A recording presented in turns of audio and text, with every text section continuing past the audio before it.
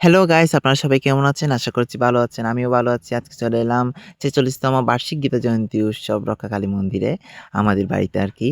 চলুন তাহলে আপনাদের সাথে ১ম এই আমরা মেলাটা শেয়ার করে নিই। মন্দিরের সামনে থেকে শুরু করে একদম রাস্তা দিয়েও বসেছে কিছু। এরপর দিয়ে আমাদের খেলার মাঠটিতেও মেলা বসেছে।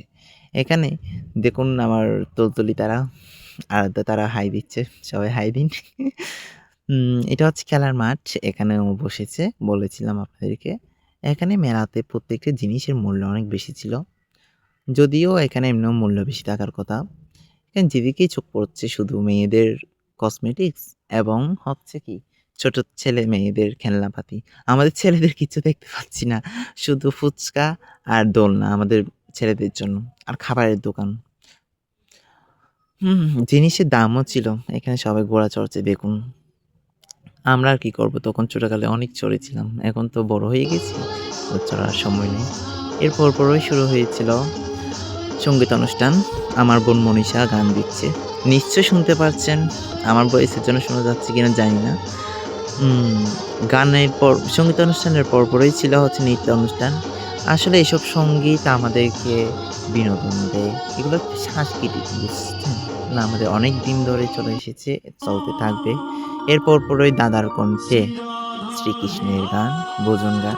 দাদার কণ্ঠে আসলে গানগুলো সেরা। এক কথায় কি বলবো? আমি যেখানেই থাকি দৌড়ে চলে আসি দাদার গানগুলো ভিডিও করার জন্য।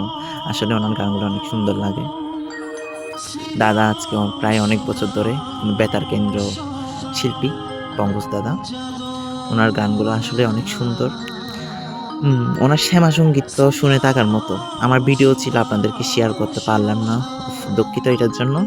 ভয়েস শুনতে পাচ্ছি আমার ভয়েসের জন্য আপনারা শুনতে পাচ্ছেন কিনা জানি না। আমি আসলে চেষ্টা করেছি আপনাদেরকে শোনানোর জন্য। আসলে ওনার কণ্ঠ অনেক সুন্দর। আসলে আমাদের পাড়ার মধ্যে সাংস্কৃতিক বিষয়টা আসলে বেশি। আপনারা একবার আসলে বুঝতে পারবেন সাংস্কৃতিক বিষয়টা নিয়ে আমরা কতটুকু মনোযোগী। এবার সরস্বতী পূজায় হতে চলেছে বড় চমক। আপনারা চোখ রাখবেন আমার চ্যানেলে। এর পরপরই শুরু হয়েছে নৃত্য অনুষ্ঠান। আমার বোন জুই আর ফারিয়া নৃত্য দিচ্ছে, শিবাঞ্জলি আর জুই।